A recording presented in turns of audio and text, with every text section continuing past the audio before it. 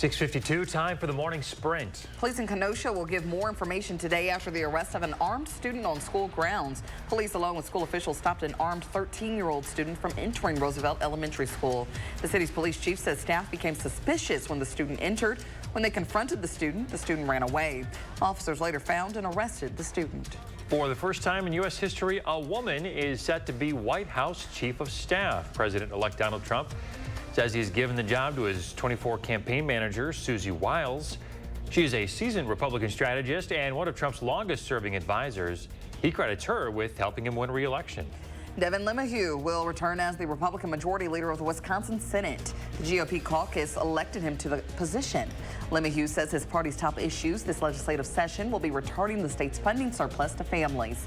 He will have a smaller majority this season. That's because Democrats flipped 4 seats Tuesday. The man charged in the death of toddler Elijah Vu will stand trial. Jesse Vang has a relationship with Vu's mother, Katrina Bauer. She also is charged in connection to her son's death.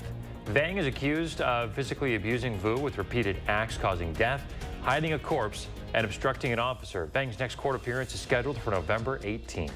Interest rates are going down again. The Federal Reserve cut interest rates 1/4 percentage point. It's the second rate cut this year. In September, the Fed cut rates by 1/2 percentage point. This cut brings the benchmark rate down to 4.6%. The central bank kept rates at a 2-decade high for a year to rein in inflation.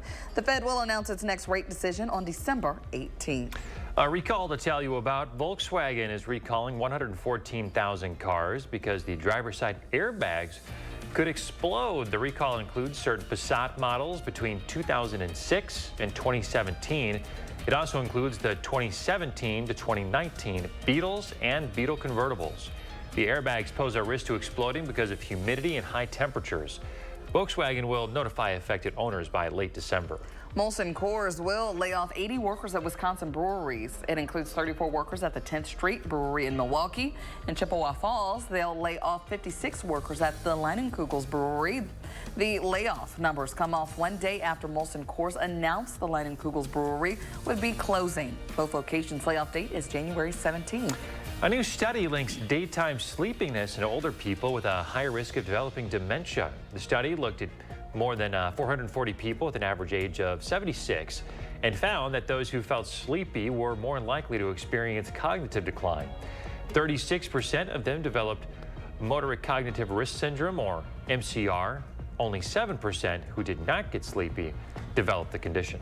People who work the night shift and eat at unusual times of the day are more prone to weight gain and diabetes. That's because signals between the liver and the brain get disrupted, leading people to overeat. But a new study from the University of Pennsylvania found that when testing on mice, those signals can be adjusted, leading to more normal eating patterns.